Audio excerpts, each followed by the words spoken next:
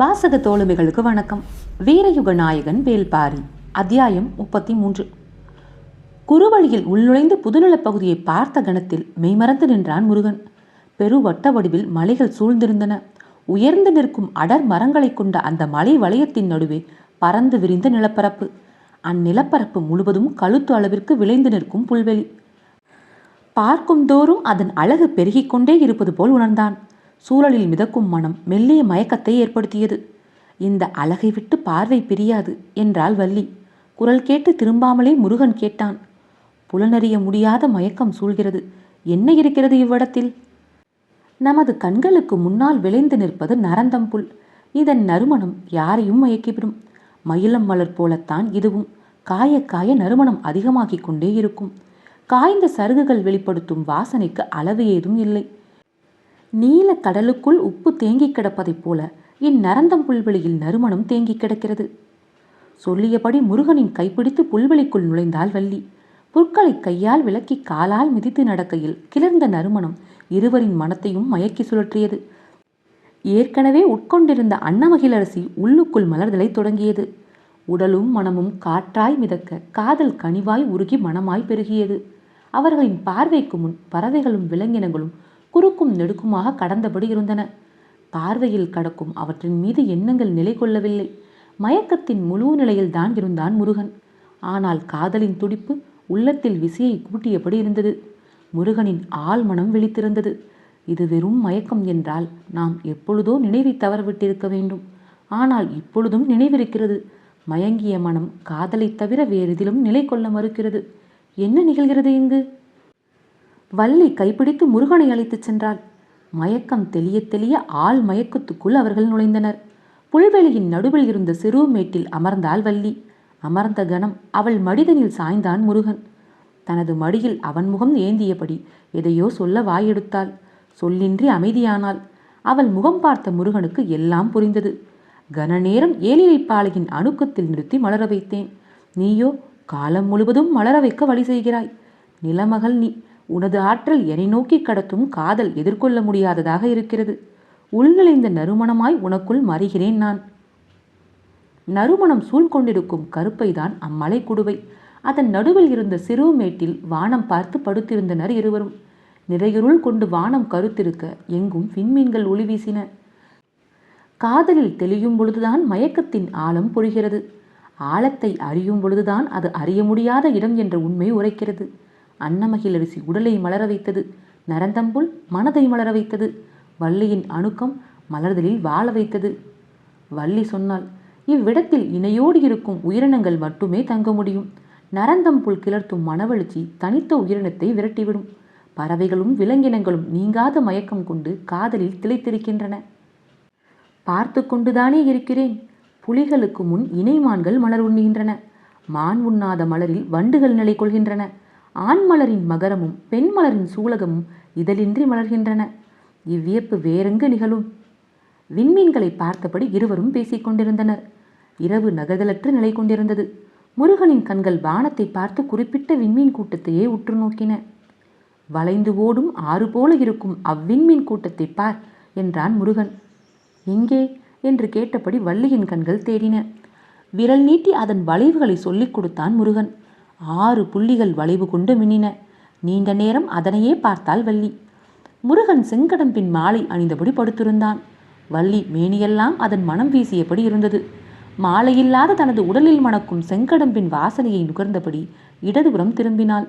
முருகனின் மேனியில் உதிராத இதழ்களோடு அவை இருப்பதை பார்த்தபடி புன்னகையோடு சொன்னாள், மாலை மார்பன். மனதுக்குள் பொங்கும் காதலோடு முருகன் சொன்னான், மாமலர் கோதை. கூடிய வெட்கத்தோடு குலைந்து சொன்னாள், அழகின் வடிவுனி. இதழ் முத்தம் போல வாங்கியவற்றையே வழங்கினாள், வடிவின் அழகுனி. சிதறிய சிரிப்போடு மீண்டும் தலை சாய்த்து விண்ணை பார்த்தாள். சொல் சுழலப் பொருளும் சுழன்றது.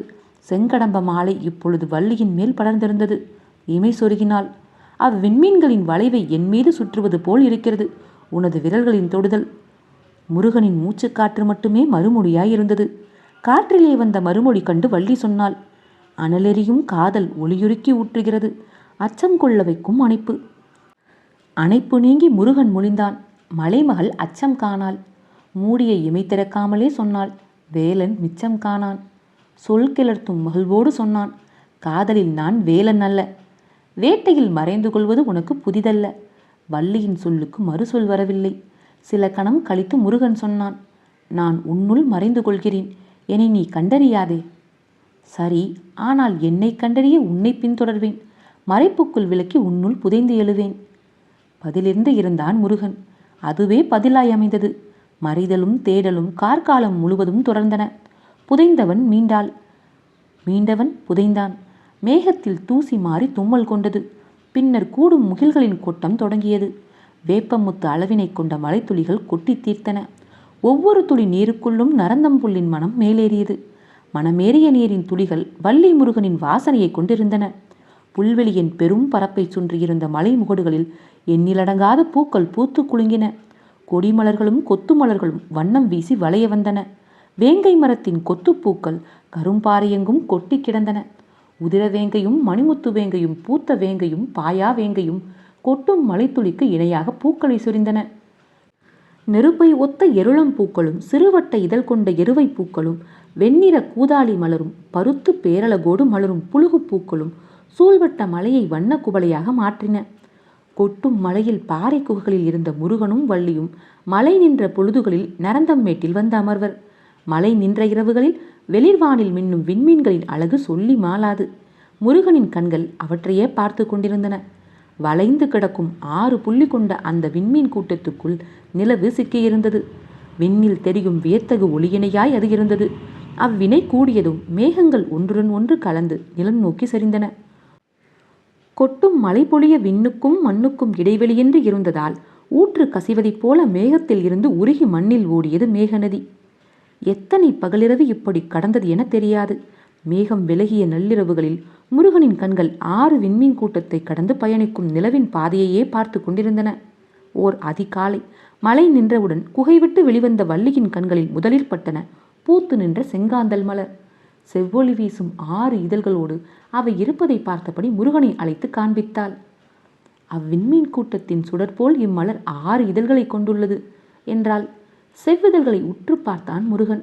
இதழின் அடியில் இளம் பசுமை நிறமிருந்தது. நடுவில் மஞ்சள் மேவி பின்னர் வெண்மையில் கரைந்தது. மேற்பகுதி இளஞ்சிவப்பு பூண்டு முனை அடர் சிவப்பாய் மிளறியது. இதே நிறவாகு அவ்விண்மீன் கூட்டத்தில் உள்ளதை முருகனின் கண்கள் பல இரவுகளில் பார்த்துள்ளன. 6 விண்மீனின் அதே குணம் இம்மலரின் 6 இதழ்களிலும் இருக்கின்றன என்றான் முருகன். அப்படியா என்று அவள் கேட்பதற்கு சொன்னான். இந்நிறங்கள் அனைத்தையும் காதலில் திளைக்கும் வேளையில் உன்னிடமும் கண்டுள்ளேன். வியப்புற்று வள்ளி கேட்டாள், நீ விண்ணை காணும் பொழுது என்னைத்தான் கண்டாயா? நீயன்று நான் காண விண்ணேது மண்ணேது? சொல்லியபடி செங்காந்தல் மலர்பறித்து வள்ளியின் கூந்தலில் சூட்டினான். அடர்வானம் கொண்டு கொட்டி தீர்த்த கார்காலத்து அடைமலை விலகத் தொடங்கியது. விரிவானம் மேகமற்று மிதக்க அவ்விண்மீன் கூட்டம் விட்டு நிலவு நகர்ந்தது. நரந்தம்புல் பரப்பில் இருந்து விலகத் தொடங்கினான் முருகன். செங்காந்தல் சூடியபடி அவனுடன் நடந்தாள் வள்ளி. புதுவிடம் நோக்கி அவளை அழைத்துச் சென்றான் முருகன். மலையுச்சியில் இருந்து அடிவாரக் காட்டுக்கு கீழிறங்கி வந்தனர். அடைமலையின் கூதிர் பருவம் முடிந்து முன்பணி தொடங்கியது. நடுக்கம் அதிகமாகும் முன்பொழுதில் தங்குவதற்கு கொன்றை மரங்கள் அடர்ந்து கிடக்கும் இடுக்கினை பயன்படுத்தினான். குளிர் சற்றே குறையும் பின்னிரவில் படுத்துறங்க கருங்கொன்றையின் உச்சியில் பரணமைத்தான். பனி நடுக்கம் தாழாமல் முயல்கள் கொன்றை மர இடுக்கில் பதுங்கின. அவ்விடுக்கின் உள்ளே கால்களை இறுக அணைத்து அமர்ந்திருந்தாள் வள்ளி. வள்ளியின் கணப்பில் அண்டின முயல்கள். இரை தேடி வேட்டைக்கு போன மிருகன் திரும்பி வந்த பொழுது வள்ளியின் கணப்பில் முயல்கள் அண்டியிருப்பதை பார்த்தான். நீள்காது அசைய அவை வள்ளியை நோக்கி திரும்பின. வள்ளியின் முகத்தில் புன்முறுவல் இருந்தது.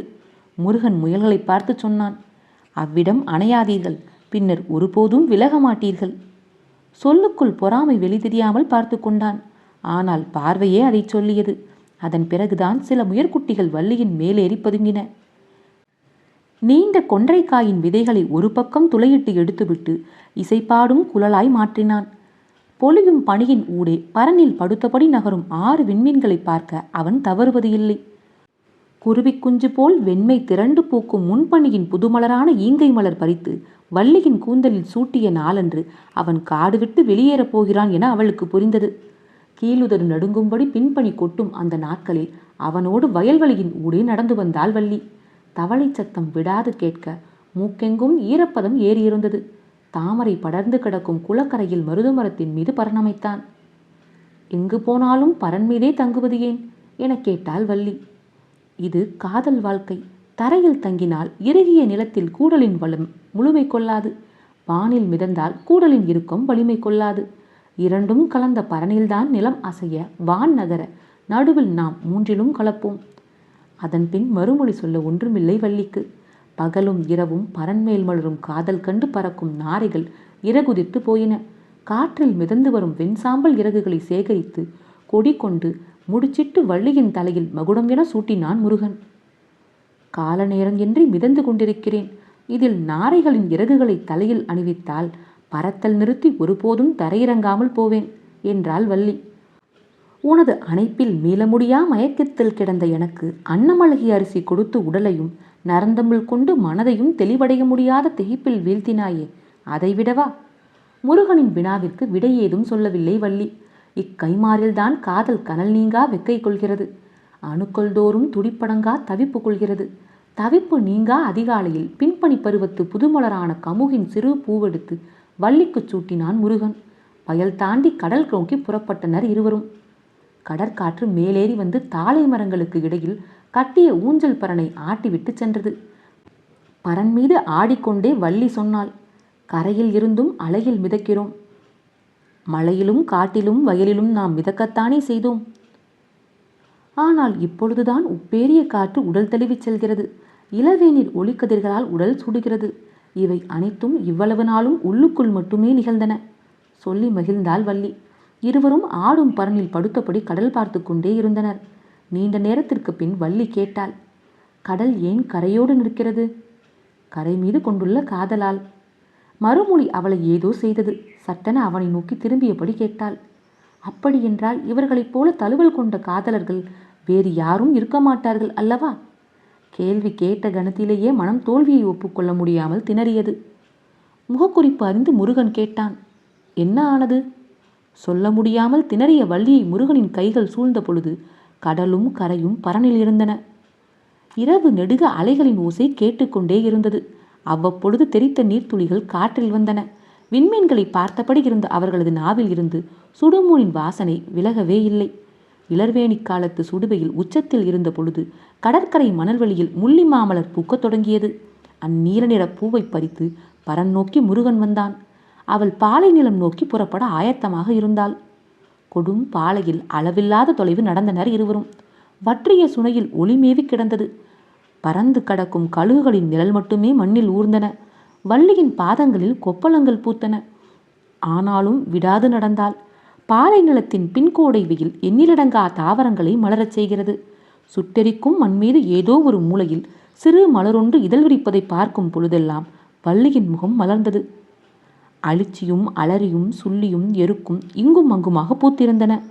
இரும்பை பூவின் இனிப்பு பறவை கூட்டங்களை ஈர்த்தது. வேப்பம்பழத்தை தின்ற கைப்புச்சுவை மாற வவ்வால் இலும்பை மரத்தை விட்டு நீங்காமற் கிடந்தன. பொன்னிற தனிப்பூவை கோங்கு உதிர்த்த பொழுது அணிலின் முதுகின் மேல் இருக்கும் வரிகளைப் போன்ற ஊகம் பூவும் இணைந்தே கிடந்தது. எப்பொழுதோ வீசும் காற்றில் பறக்கும் மலர்கள் மீண்டும் மண் தொடும் பொழுது சருகின் ஓசையுடனேயே சரிந்தன. மண்ணும் மரமும் காற்றும் சுடுவையில் ஏந்தி நின்றன. ஏந்திய வெயிலின் இறங்காத சூடு மண்ணெங்கும் நிலை கொண்டது. வலிமை இழந்த புலிகள் பதுங்கிய இடத்தை விட்டு எழ முடியவில்லை. நீரின்றி அலைந்த செந்நாய்களின் கால் தடங்கள் மட்டுமே மிஞ்சின. எப்புறமும் சுடுவையில் சூழ்ந்த பாலையின் நடுநிலம் நோக்கி நகர்ந்தனர் வள்ளியும் முருகனும். வள்ளியின் உதடுகள் வெப்பக்காற்றில் வெடித்து கிடந்தன. முதுவேனிலின் சுடும் பழத்தை சுவைத்து உண்டதன் அடையாளங்கள் அவை. எங்கும் பட்ட மரங்களே நின்றிருந்தன. சிறு பாறையோரம் தனித்திருந்த வாகை மரத்தின் மீது பரன் அமைத்தான் முருகன். பகல் மங்கிய பொழுது பரநேறி சாய்ந்தனர் இருவரும். இரவானதும் வானமும் சுடுமோ என்று அஞ்ச வைத்தது பகலின் நினைவு. முருகனின் கண்கள் விண்மீன்களை பார்த்து கொண்டிருந்தன. வளைவு கொண்ட அந்த 6 விண்மீன்களும் வானில் தெரியவில்லை. அவை வான்வெட்டி எங்கு போயின என கேட்டாள் வள்ளி. எந்த ஒரு வளைவிலும் மறைவுகள் இருக்கும் அல்லவா? அதே போல அந்த ஒளிவளைவின் மறைவிடத்தில் நாம் இருக்கிறோம். அதனால் பார்வையில் இருந்து தப்பியுள்ளது என்றான் முருகன். அதன் பிறகு அது பற்றி அவள் கேட்கவில்லை. அவை தவிர்த்து எண்ணிலடங்காத விண்மீன்கள் வான்வெளியை பூக்காடாய் மாற்றியிருந்தன. எங்கும் சிதறி கிடக்கும் வான்பூக்களை பார்த்தபடி வள்ளி கேட்டாள், மழை கொட்டி தீர்த்த கார்காலத்தில் நிலமெங்கும் மலர்கள் பூத்து குலுங்கின. அதன் பிறகு இம்முதுகோடையில்தான் எண்ணிலடங்காத பூக்கள் பூக்கின்றன. மற்ற பருவங்களில் இவ்வளவு பூக்கள் பூக்கவில்லையே, ஏன்? முருகனின் முகத்தில் மெல்லிய சிரிப்பொன்று ஓடி மறைந்தது. அவன் சொல்லப்போகும் மறுமொழிக்காக காத்திருந்தாள். மறுமொழி ஏதும் வராமல் நேரம் கடந்தது. முருகனின் சிந்தனை வேறெங்கோ இருக்கிறது என நினைத்த வள்ளி தனது கேள்வியில் இருந்த எண்ணத்தை விளக்கினாள். சற்று பொழுது கடந்து முருகன் சொன்னான், எல்லாவற்றிற்கும் காரணம் 6 விண்மீன் கூட்டம்தான். முருகனின் விடை எதிர்பாராததாக இருந்தது. தீப்புற்ற வள்ளி கேட்டாள், எப்படி? அந்த 6 விண்மீன் கூட்டத்தோடு நிலவு இணைந்திருந்த காலத்தில்தான் கார்மேகங்கள் வானம் எங்கும் நிறைந்திருந்தன. பெருமழை விடாது கொட்டி தீர்த்தது. அதே போல அந்த 6 விண்மீன் கூட்டத்தோடு கதிரவன் இணைந்திருக்கும் இக்காலத்தில் சுடுவையில் தீயென விடாது பொழிகிறது. நீரும் ஒளியும் தான் மலரென வடிவம் கொள்கின்றன. அதனால்தான் பிற காலங்களை விட இவ்விரு காலங்களிலும் மலர்கள் அதிகமாக மலர்கின்றன. இம்மலர்களுக்கு காரணம் வளைவு கொண்ட அந்த 6 விண்மீன்கள் தான். முருகனின் விடை முற்றிலும் புதிதாய் தோன்றியது. அதனை உள்வாங்கி மறுவினா தொடுக்க சற்று நேரமானது. அவள் கேட்டாள், அவ்விண்மீன் கூட்டத்தோடு நிலவு இருந்ததை நாம் பார்த்தோம். இப்பொழுது கதிரவன் அக்கூட்டத்தோடு இருக்கிறான் என்று எப்படி சொல்கிறீர்கள்? விண்மீனின் நகர்வுகளை காலம் முழுவதும் பார்த்து கொண்டேதான் இருக்கிறேன். வானின் ஒவ்வொரு பகுதியிலும் அது நகர்ந்து செல்லும் வழித்தடம் எனது மனக்கண்ணில் இருக்கிறது. இப்பொழுது அவற்றோடு இணைந்தே கதிரவன் பயணிக்க வேண்டும். பகல் பயணம் அது. அதனால்தான் இரவில் அவ்விண்மீன் கூட்டம் நம் கண்களுக்கு தெரியவில்லை. கால சுழற்சியின் பாதை அதுவே. பதிலுரையால் உறைந்து நின்றாள் வள்ளி. அடுத்த சொல்ல நான் எழாமல் இருந்தது.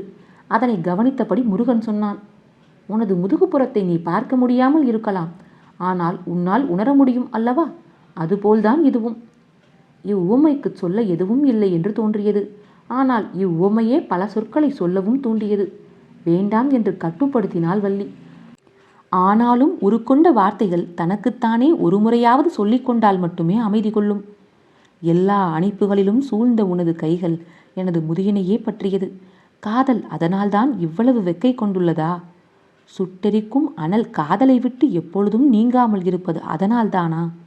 சொற்கள் வேள்விகளாய் உருத்திரண்டபடி இருக்க அனைத்தையும் விழுங்கிவிட்டு ஒரே ஒரு கேள்வியை மட்டும் கேட்டாள். எல்லா இரவுகளிலும் வான்நோக்கி பரன் அமைத்தது காதலில் மூழ்கத்தான் என நினைத்தேன். ஆனால் காலத்துக்குள் மூழ்கத்தான் அதனை செய்தாயா? அழகிய சிரிப்போடு முருகன் சொன்னான், நான் காலத்துள் மூழ்கும் பொழுதெல்லாம் காதலுக்குள் தான் மூழ்கினேன். காதல்தானே கால சுழற்சியின் அடையாளம். நிலவும் கதிரும் இயற்கைக்கு பாலூட்டும் இரு மார்புகள். கருணையும் காமமும் சமமாய் சுரக்கும் அவ்வழகிய தனங்களை விட்டு நான் எக்காலமும் அகலாமல் தானே இருந்தேன். அணைப்பு நீங்காமல் அதனை அறிந்தவள் நீதானே. சொல் கிளர்த்தும் காதல் உடலெங்கும் பொங்க செய்வதறியாமல் நின்றாள் வள்ளி. அவளது முகத்தை தனது கைகளில் ஏந்தியபடி முருகன் சொன்னான், கார்மேகம் மலையை கொட்டி தீர்ப்பதற்கும் தீயாய் வெயில் சுட்டரிப்பதற்கும் அவ்விண்மீன் கூட்டமே காரணம். எனவே அதனை கார் தீ என அழைக்கலாமா? உனது கைகள் எனது முகம் ஏந்திய கணத்தில் உடலெங்கும் கார்கால குளுமை பரவியது. ஆனால் அணைக்காமல் விலகி நிற்கும் இடைவெளியில் பாலை தீ பற்றி எரிகிறது. வள்ளி வார்த்தையை முடிக்கும் முன்னே இறுக அணைத்தான் முருகன். கார்கால குளுமையின் மீது பற்றி எரிந்தது தீ. கார்த்தி. அத்தியாயம் 33 நிறைவுற்றது. காற்றோடும் உங்கள் காதுகளோடும் நான் எவி மயிலா.